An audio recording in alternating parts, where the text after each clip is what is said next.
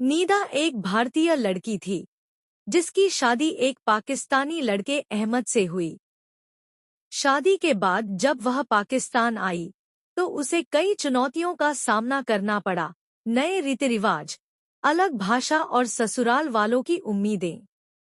पहले ही दिन जब उसने खाने में हल्दी ज्यादा डाल दी तो सास ने हल्का सा ताना मारा, लेकिन नीदा मुस्कुराकर बोली, ये तो प्यार का रंग है। यह सुनकर सब हंस पड़े।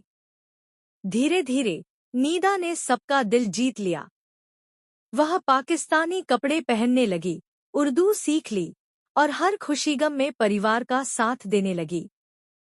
एक दिन जब सास बीमार पड़ी तो नीदा ने उनकी खूब सेवा की।